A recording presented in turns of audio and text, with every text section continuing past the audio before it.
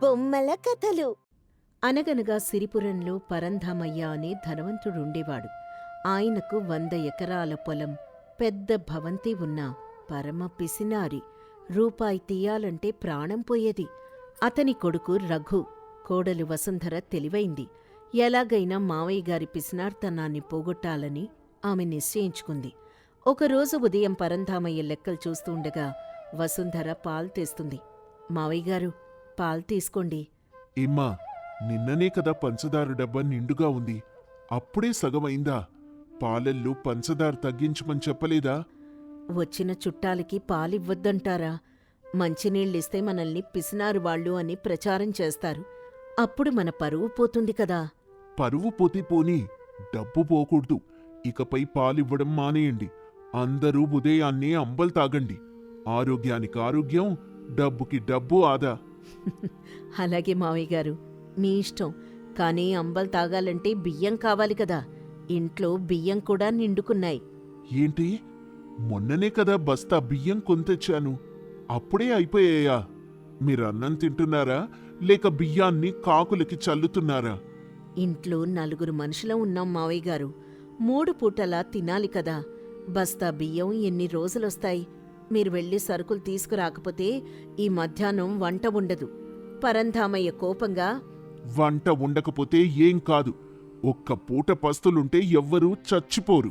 ఉన్నదాంట్లో సర్దుకోండి అని చెప్పి పరంధామయ్య కోపంగా పొలానికి వెళ్ళిపోయాడు.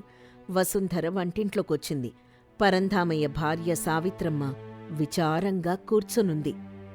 చూశావా వసుంధర, ఆయన తీరు ఎప్పటికీ మారదు. ఇప్పుడు మధ్యాహ్నం వంటేం చేయాలి? కూరగాయల్లేవు, బియ్యం లేవు. అత్తయ్యగారు, మీరు బాధపడకండి. ఈరోజు మావయ్యగారికి ఒక గుణపాఠం చెప్పాలి. ఆయన కాకలి విలువ తెలిస్తే గాని అన్నం విలువ తెలియదు. నేను చూసుకుంటాను కదా. మధ్యాహ్నం సమయం అయింది. పరంధామయ్య పొలం నుండి ఇంటికొచ్చాడు. అతను ఆకలితో ఉన్నాడు. సావిత్రి, సావిత్రి, ఆకలి దంచుతోంది. త్వరగా భోజనం వడ్డించు అనగానే వసుంధర ఒక ఖాళీ కంచం, తాగడానికి నీళ్లు తీసుకొచ్చి పరంధామయ్య ముందు పెడుతుంది. ఇదేంటి వసుంధర, ఖాళీ కంచం పెట్టావు? అన్నమేది, కూరలేవి? మావయ్యగారు, ఉదయం మీరే చెప్పారు కదా, సరుకులు తేనని, ఉన్నదాంట్లో సర్దుకోమని. ఇంట్లో గాలి నీళ్లు మాత్రమే ఉన్నాయి. అందుకే గాలిని వండలేక నీళ్లను మాత్రం తీసుకొచ్చాను. తాగండి మావయ్యగారు, ఆరోగ్యానికి చాలా మంచిది. ఏంటి, నాతో వేళాకోళమా? ఆకలితో చస్తూ ఉంటే నీళ్లు తాగమంటావా? సావిత్రి, ఎక్కడున్నావు? సావిత్రక్కడికొచ్చి, ఏం చేయమంటారండి? బియ్యం లేవని మొత్తుకున్నా వినలేదు. ఇప్పుడు అరిస్తే అన్నం ఎక్కడ్నుంచి వస్తుంది? అమ్మో, మీరంతా కలిసి నన్ను చంపేసేలా ఉన్నారు. సరే సరే, డబ్బులిస్తాను. రఘుని పంపి భోజనశాల నుండి భోజనం తెప్పించండి. భోజనశాల భోజనమా మావయ్యగారు?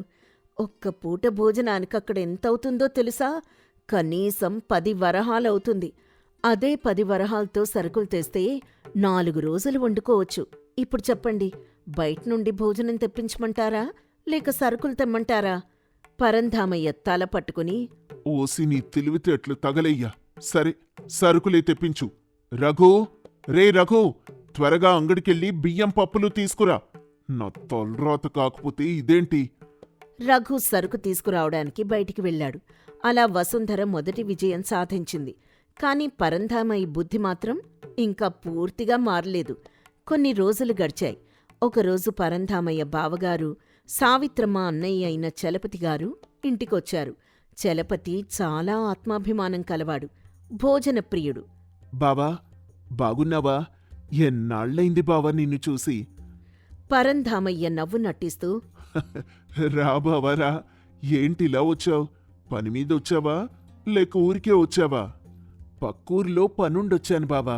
అలాగే నిన్ను చెల్లెల్ని చూసి వెళ్దామని వచ్చాను. ఈ రోజుకి ఇక్కడే ఉండి రేపు వెళ్తాను. పరంధామయ్య తనలో తాను ఇలా అనుకున్నాడు.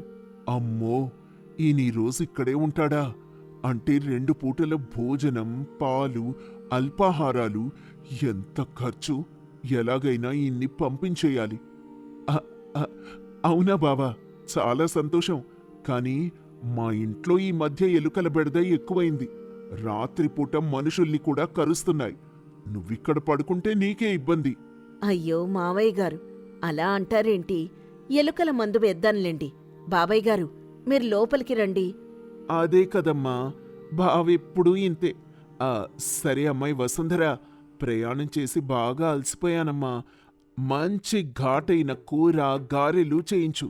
ఈ రాత్రికి విందు భోజనం చేద్దాం. కూర, గారెలా? బావా, ఈరోజు సోమవారం కదా, శివుడికి ఇష్టం ఉండదు. శాకాహారం తిందాన్లే. ఈరోజు ఆదివారం బావా, సోమవారం రేపు. నువ్వు మర్చిపోయినట్టున్నావు. వసుంధర, నువ్వవేం పట్టించుకోకు, నేను చెప్పించేయి. అలాగే బాబాయ్ గారు. మావయ్య గారెప్పుడూ మీ రాక గురించే చెప్తూ ఉంటారు. మీకిష్టమైనవన్నీ వండమన్నారు. ఏవండి, త్వరగా వెళ్ళి సంతలో నుంచి మంచి కూరగాయలు, గారెలకి పప్పు తీసుకురండి. మావయ్య గారు డబ్బులిస్తారు. పరంధామయ్య వసుంధర వైపు కోపంగా చూస్తూ, నేనా? నేనెప్పుడు చెప్పాను? అయ్యో మావయ్య గారు, బాబాయ్ గారి ముందు మొహమాటమా? నిన్న రాత్రే కదా అన్నారు బావొస్తే రాచమర్యాదలు చేయాలి అని. ఇప్పుడు డబ్బులివ్వకపోతే బాబాయ్ గారు ఏమనుకుంటారు చెప్పండి? ఆ సమయంలో డబ్బులివ్వడం పరంధామయ్యకి తప్పలేదు. చలపతి ముందు పరువు పోకూడదని అయిష్టంగానే డబ్బులిచ్చాడు. రాత్రికి ఘనంగా విందు జరిగింది. భోజనం చేస్తూ చలపతి పరంధామయ్యని పొగట్టం మొదలుపెట్టాడు. బావా, వంటలు అద్భుతంగా ఉన్నాయి. నీ కోడలు చేతి వంట రుచి చూస్తుంటే పూర్వకాలం రాజుల భోజనం గుర్తొస్తోంది. నీ పిసినార్తనం పోయిందని ఇప్పుడే అర్థమైంది. అంతా ఈ కోడలి చలవ. బాబాయ్ గారు, మీరింకో 2 రోజులు ఉండి వెళ్ళండి. రేపు పొట్లకాయ బజ్జీలు, ఎల్లుండి పూర్ణాలు చేస్తాను. పరంధామయ్య నీళ్లు నములుతూ, అమ్మో, ఇంకా 2 రోజులా? తప్పకుండా ఉంటానమ్మా. ఇటువంటి ఆదరణ దొరికితే ఎవరెళ్తారు? ఆ రోజు పరంధామయ్యకి రాత్రి నిద్ర పట్లేదు. ఇంకా 2 రోజులు చలపతి ఇక్కడే ఉంటే తన జేబు ఖాళీ అయిపోతుందని భయపడ్డాడు.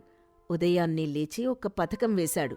పరంధామయ్య వసుంధరతో రహస్యంగా, వసుంధర, మీ బాబాయ్ గారికి మర్యాదలు బాగానే చేస్తున్నాం కానీ నా దగ్గర డబ్బులు నిండుకుంటున్నాయి. నువ్వే ఏదో ఒక ఉపాయం ఆలోచించి ఆయన త్వరగా వెళ్లేలా చెయ్యాలి.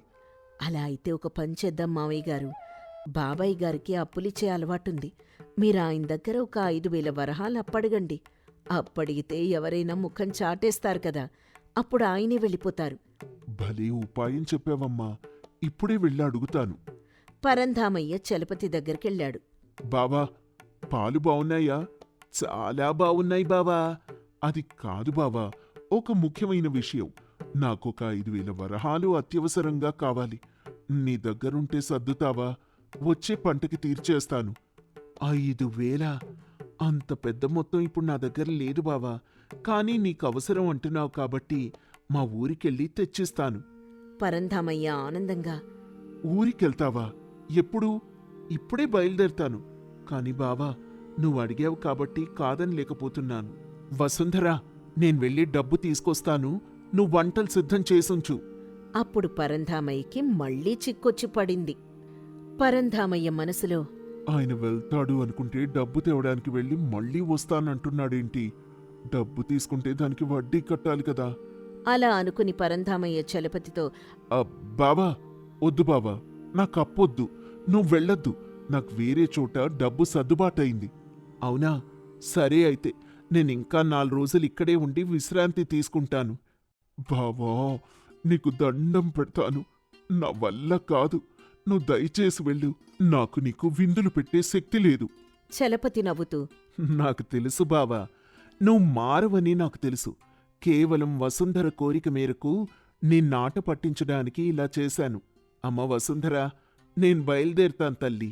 నీ ఆతిథ్యం చాలా బాగుంది. చలపతి వెళ్ళిపోయాడు. పరంధామయ్య ఊపిరి పీల్చుకున్నాడు. కాని వసుంధర వదల్లేదు.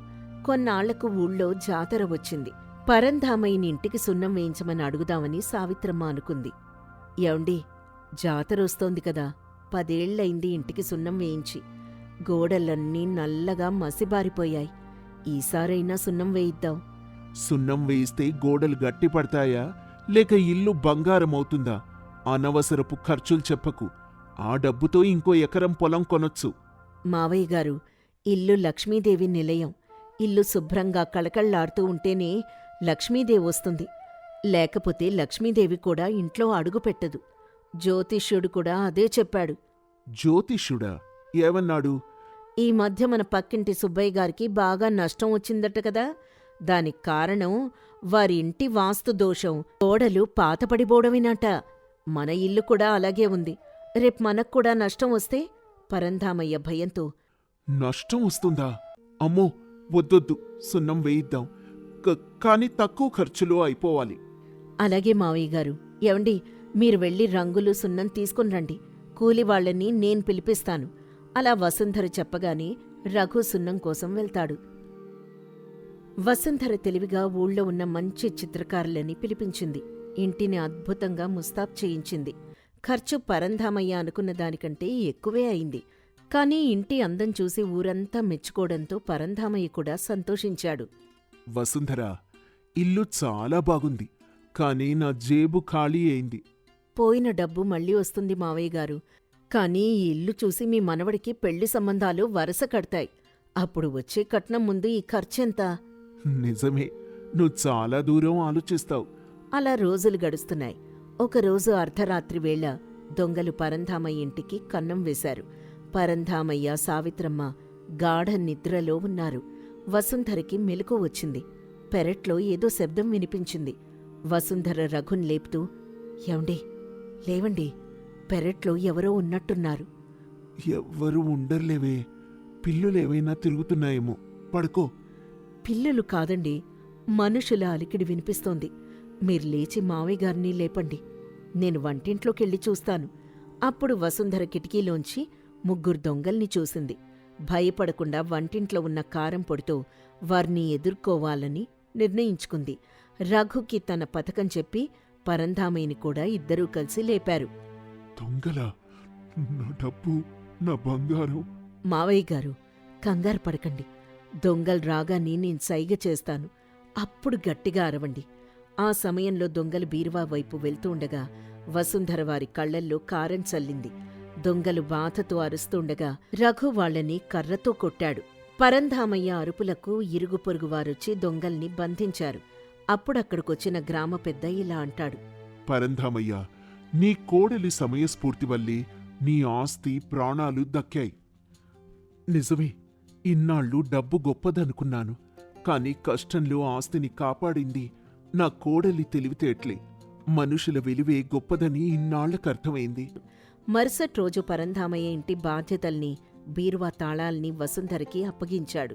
వసుంధర, ఇక ఈ ఇంటి పెత్తనం నీదే. ధనం అవసరానికి వాడుకోడానికే గాని దాచుకోడానికి కాదు.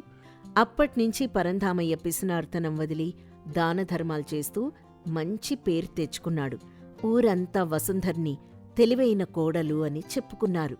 ఈ కథ వల్ల మనకి తెలిసే నీతేంటంటే, డబ్బు శాశ్వతం కాదు, మనుషుల ప్రేమాభిమానాలే శాశ్వతం. పిసినార్తనం మనిషిని ఒంటరిని చేస్తే, దాతృత్వం మనిషిని దేవుణ్ణి చేస్తుంది.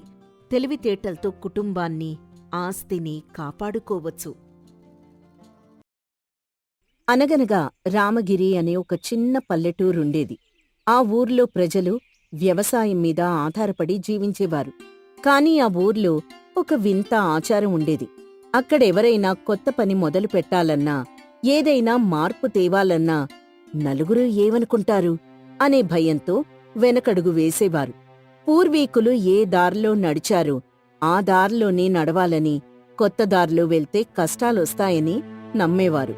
ఆ ఊర్లో రాఘవయ్య అనే రైతుండేవాడు. రాఘవయ్యకు 2 కొడుకులు. పెద్దవాడు రాముడు, చిన్నవాడు కృష్ణుడు. ఒకరోజు సాయంత్రం రాఘవయ్య ఇంటి అరుగుమీద కూర్చునుండగా కృష్ణుడు వచ్చి నిలబడ్డాడు. నాన్నా, మన ఊరి బళ్ళో నా చదువు పూర్తయింది. నాకు చదువంటే ఇష్టం. పెద్ద చదువులు చదవాలంటే నేను పట్నం వెళ్ళాలి నాన్నా. నాకు పట్నం వెళ్ళి కళాశాలలో చదువుకోవాలనుంది. రాఘవయ్య కోపంగా, ఏమిటి, పట్నమా? మన వంశంలో ఎవరైనా ఊరు విడిచి పట్నం వెళ్ళారా? మనది వ్యవసాయ కుటుంబం. నీ అన్నయ్యని చూడు, చక్కగా నాతో పాటు పొలానికొస్తున్నాడు. నువ్వు కూడా అలాగేరా. ఈ చదువులు గిదువులు మనకొద్దు. కాని నాన్నా, నాకు వ్యవసాయం చేయడం రాదు. నాకు యంత్రాలంటే ఇష్టం. చదువుకుంటే గొప్పవారవుతారని, 10 మందికి ఉపయోగపడొచ్చని మా పంతులుగారు చెప్పారు. ఉపయోగమా? మన ఊర్లో అందరూ వ్యవసాయమే చేస్తున్నారు. నువ్వొక్కడివి చదువుకుంటే నలుగురు ఏమనుకుంటారు? రాఘవయ్య కొడుకు పొలం పన్ను మానేసి పట్నంలో జల్సాలు చేస్తున్నాడు అని నవ్వుతారు. ఆ చెడ్డ పేరు నాకొద్దు. రేపటి నుండి నువ్వు కూడా పొలానికి రావాల్సిందే. నలుగురు ఏమనుకుంటే మనకేంటి నాన్న? మన భవిష్యత్తు ముఖ్యంగాని. అయినా నేను చదువుకొని మన ఊరికే సేవ చేద్దామనుకుంటున్నా. నోర్మయ్, నలుగురు నడిచిన దారిలోనే మనం నడవాలి. అదే క్షేమం. కొత్త దారులు వెతికితే కష్టాల పాలవుతాం. ఇక వెళ్ళో. కృష్ణుడు బాధగా అక్కడ్నించి వెళ్ళిపోయాడు. కాని అతని మనసులో మాత్రం చదువుకోవాలనే కోరిక బలంగా ఉంది. ఆ రాత్రి అన్నయ్య రాముడితో తన బాధ చెప్పుకున్నాడు. తమ్ముడు, నాన్నగారు చెప్పింది కూడా నిజమే కదా. మన ఊళ్ళో ఎవ్వరూ పెద్ద చదువులు చదవలేదు. ఒకవేళ నువ్వెళ్ళి అక్కడ చదువుల్లో ఉత్తీర్ణుడివి కాకపోతే అందరూ ఎగతాళి చేస్తారా. అప్పుడు మన నాన్నగారి పరువు పోతుంది. మనకు తెలిసిన పని చేసుకోవడమే మంచిది. అన్నయ్య, అందరూ చేయలేదు కాబట్టి మనం చేయకూడదా? ఎవరో ఒకరు కొత్త దారిలో నడిస్తేనే కదా మార్పు వచ్చేది. నేను కష్టపడి చదువుతానన్నయ్యా, నన్ను నమ్మండి. నేను నాన్నగారు తలెత్తుకునేలా చేస్తాను. నాకు నీ మీద నమ్మకం ఉందిరా, కానీ నాన్నగారిని ఎదిరించలేను. కృష్ణుడు ఆ రాత్రంతా నిద్రపోలేదు. చివరికి ఒక నిర్ణయానికొచ్చాడు. చదువుని వదులుకోకూడదు అని. ఆ సరస్వతి తల్లి కటాక్షం తనకుంటుందని గట్టిగా నమ్మాడు. ఎవ్వరికీ చెప్పకుండా పట్నం వెళ్ళిపోవాలి అనుకున్నాడు. తన దగ్గర దాచుకున్న కొద్దిపాటి డబ్బుతో తెల్లవారుజామునే ఇల్లు వదిలి పట్నం వెళ్ళాడు. తెల్లవారేసరికి కృష్ణుడు ఇంట్లో లేకపోవడం చూసి రాఘవయ్య గగ్గోలు పెట్టాడు. చూసావా రాముడు, వాడికెంత పొగరో! నా మాట కాదని వెళ్ళిపోయాడు. ఇప్పుడు ఊళ్ళో నా పరువు పోతుంది. రాఘవయ్య కొడుకును అదుపులో పెట్టుకోలేకపోయాడని నలుగురు నన్ను చూసి నవ్వుతారు. నాన్న, వాడు చదువు కోసమే కదా వెళ్ళాడు, చెడు పనికి వెళ్ళలేదు. కాస్త శాంతించండి. వాడు ఖచ్చితంగా గొప్పవాడై వస్తాడు నాన్నా. చదువా? మట్టిలో పుట్టినవాడికి చదువెందుకురా? వాడక్కడ బతకలేక మళ్ళీ తిరిగొస్తాడు చూడు. అప్పుడు నేనేంటో చూపిస్తాను. రోజులు, నెలలు, సంవత్సరాలు గడిచాయి. కృష్ణుడు పట్నంలో చాలా కష్టపడ్డాడు. పగలు కళాశాల వెళ్తూ, రాత్రిళ్లు చిన్న చిన్న పనులు చేస్తూ తన చదువు కొనసాగించాడు. నలుగురు నడవన్ దారిలో వెళ్తున్నాను, గెలిచి చూపించాలి అనే పట్టుదల అతన్ని నడిపించింది. ఇటు ఊర్లో రాఘవయ్య కుటుంబం వ్యవసాయం చేస్తూనే ఉంది. కాని ఆ సంవత్సరం ఊహించని కరువు వచ్చింది. వర్షాలు పడలేదు. రాఘవయ్య వేసిన పంట ఎండిపోయింది. బావులు అడుగంటాయి. ఊళ్ళో అందరి పరిస్థితి అలాగే ఉంది. నలుగురు నడిచిన దారి అని అందరూ వరి పంట వేశారు. నీళ్లు లేక అందరి పంటలు ఎండిపోయాయి. ఎవరైనా ప్రత్యామ్నాయ పంటలు వేసుంటే తక్కువ నీరు అవసరమై ఉండేది. కాని అందరూ వరి వేస్తున్నారు కదా, మనం వేరేది వేస్తే నవ్వుతారేమో అని ఎవ్వరూ ధైర్యం చేయలేదు. రాఘవయ్య అప్పుల పాలయ్యాడు. రాముడు కూడా ఏం చేయాలో తెలియక తలపట్టుకున్నాడు. నాన్నా, ఈసారి అందరం నష్టపోయాం. పక్కూర్లో కొంతమంది జొన్నలు, సజ్జలు వేశారట. వాళ్లకు బాగానే పండింది. మనం కూడా అలా చేసుంటే బావుండేదేమో. అవి మనకి అలవాట్లేని పంటలు రాముడు. మన తాతలెప్పుడూ వేయలేదు.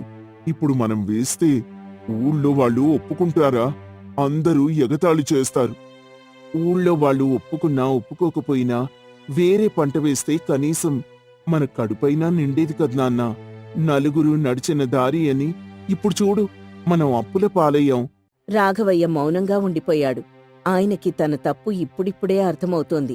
నలుగురు వెళ్తున్నారు కదా అని గుడ్డిగా వెళ్తే అందరితో పాటు గోతిలో పడతామని తెలిసొచ్చింది. ఇలా ఉండగా ఒకరోజు ఊళ్ళోకి ఒక గుర్రబండి వచ్చింది. అందులో నుంచి ఒక యువకుడు దిగాడు. అతనెవరూ కాదు, కృష్ణుడు. అతనిప్పుడు ఒక పెద్ద వ్యవసాయ శాస్త్రవేత్త. చదువు పూర్తి చేసుకుని ఉద్యోగం సంపాదించి తన ఊరికి సాయం చేయడానికి వచ్చాడు. కృష్ణుడు నేరుగా ఇంటికొచ్చాడు. రాఘవయ్య, రాముడు అతన్ని చూసి ఆశ్చర్యపోయారు. నాన్నా, అన్నయ్య, బావున్నారా? రాఘవయ్య కోపంతో అక్కడ్నుండి వెళ్ళిపోతూ ఉంటే, నాన్నా, మీ మాట కాదని పట్నం వెళ్ళినందుకు నన్ను క్షమించండి నాన్నా. నీకిప్పుడు గుర్తొచ్చాడ్రా ఈ నాన్న? నా మాట కాదని వెళ్ళిన వాడివి మళ్ళీ ఎందుకొచ్చావు? నేనెక్కడికి వెళ్ళినా నా మూలాలిక్కడే ఉన్నాయి నాన్నా. నేను మన బతుకులు మార్చడానికి వెళ్ళాను. ఇప్పుడు ఏం మారాయి మన బతుకులు? అప్పటికంటే ఇంకా దిగజారాయి. మిమ్మల్ని బాధ పెట్టినందుకు నన్ను క్షమించండి నాన్న. ఇప్పుడు మీ కొడుకు గొప్ప చదువులు చదువుకున్నాడు, మీ పరువు పెంచే పని చేశాడు. రాఘవయ్య మనసు కాస్త కరిగింది. తమ్ముడు, ఇప్పుడు మన పరిస్థితి బాగోలేదురా. కరువొచ్చింది, పంటలు ఎండిపోయాయి. నాకు తెలుసన్నయ్యా, అందుకే వచ్చాను. నేను చదువుకున్నది యంత్రాల గురించి మాత్రమే కాదు, వ్యవసాయంలో కొత్త పద్ధతుల గురించి కూడా. ఈ సమస్యకు పరిష్కారం నా దగ్గరుంది. కృష్ణుడు ఆ రాత్రే ఊరి రైతులందర్నీ సమావేశపరిచాడు. ఊరి పెద్దలు, రాఘవయ్య కూడా వచ్చారు. పెద్దలారా, మనం ఇన్నాళ్ళు ఒకే పద్ధతిలో వ్యవసాయం చేశాం. వరి తప్ప వేరే పంట మనకి తెలియదు. నీళ్లు లేనప్పుడు వరి వేస్తే నష్టమే వస్తుంది. కానీ ఇప్పుడు మనం మారాలి. మన భూములకు తగినట్టు తక్కువ నీటితో పండే పంటలు వేయాలి. అలాగే బిందు సేద్యం పద్ధతి వాడితే ఉన్న కొద్దిపాటి నీటితోనే ఎక్కువ పొలం సాగు చేయవచ్చు. ఓ బాబు, అవన్నీ మాకు తెలియని పనులు. కొత్త పద్ధతులంటే భయంగా ఉంది. ఎవరైనా చేశారా? నలుగురు చేస్తున్నారా? ఇదేనండి మన సమస్య. నలుగురు చేస్తున్నారా అని చూడటం వల్లే మనం వెనకబడిపోయాం. ఆ నలుగురు తప్పుదారిలో వెళ్తుంటే మనం కూడా వెళ్తామా? ఎవరో ఒకరు మొదలు పెట్టాలి. ఆ ఒక్కరు నేనే అవుతాను. మా నాన్నగారి పొలంలో నేనీ కొత్త పద్ధతిని అమలు చేస్తాను. ఫలితం మీరే చూస్తారు. నా కొడుకు మీద నాకు నమ్మకం ఉంది. వాడు పట్నం వెళ్ళినప్పుడు వద్దని చెప్పాను, కాని వాడు వెళ్ళి సాధించుకొచ్చాడు. ఇప్పుడు వాడి మాట నేను వింటాను. నా పొలంలో వాడు చెప్పినట్టే చేస్తాం. రాఘవయ్య మద్దతుతో కృష్ణుడు పని మొదలుపెట్టాడు. రాముడు తమ్ముడికి సాయంగా నిల్చాడు. కృష్ణుడు తమ పొలంలో 6 తడి పంటలు వేశాడు. బిందు సేద్యం పరికరాలు అమర్చాడు. తక్కువ నీటితోనే పొలం పచ్చగా మారింది. ఊరి జనమంతా వింతగా చూసేవారు. రాఘవయ్య కొడుకేదో గారెడు చేస్తున్నాడు అని నవ్వుకునేవారు. కాని కృష్ణుడు పట్టించుకోలేదు. 3 నెలల తర్వాత రాఘవయ్య పొలంలో బంగారం లాంటి పంట పండింది. తక్కువ ఖర్చుతో, తక్కువ నీటితో అధిక దిగుబడి వచ్చింది. ఆ పంటను చూసి ఊరి జనం ఆశ్చర్యపోయారు. తమ మూర్ఖత్వాన్ని గ్రహించారు. అందరూ కృష్ణుడి దగ్గరకొచ్చారు. ఎరా కృష్ణ, నువ్వు గెలిచావురా. మేం నలుగురు నడిచిన దారి అని పాత పద్ధతులే పట్టుకుని వేలాడావు. నువ్వు కొత్త దారిలో వెళ్లి విజయం సాధించావు. మమ్మల్ని కూడా నీ దారిలో నడిపించరా? తప్పకుండా పెద్దాయనా. దారి ఏదైనా గమ్యం ముఖ్యం. మన గమ్యం అభివృద్ధి. భయం వదిలితేనే విజయం వస్తుంది. కృష్ణుడు ఊరి రైతులందరికీ కొత్త పద్ధతులు నేర్పించాడు. ఇంతకాలం మన ఊర్లో ఏవైనా పని చేయాలంటే నలుగురు ఏమనుకుంటారో అని ఆగిపోయేవాళ్లం. ఇప్పుడు మన కృష్ణ అది తప్పని నిరూపించాడు. మంచి పని కోసం నలుగురు నడిచే దారిలోనే నడవాల్సిన అవసరం లేదు. రాఘవయ్య గర్వంగా కృష్ణతో, ఆ రోజు నువ్వు నా మాట వినకుండా వెళ్ళిపోవడం వల్లేరా ఈ రోజు మన ఊరు బతికింది. నలుగురు నడిచిన దారి ఎప్పుడూ సరైంది కాకపోవచ్చు. ఒక్కోసారి ఒంటరిగా నడిచిన దారి నలుగురికి మార్గం చూపిస్తుంది. అదే నలుగురు నడిచే దారవుతుంది.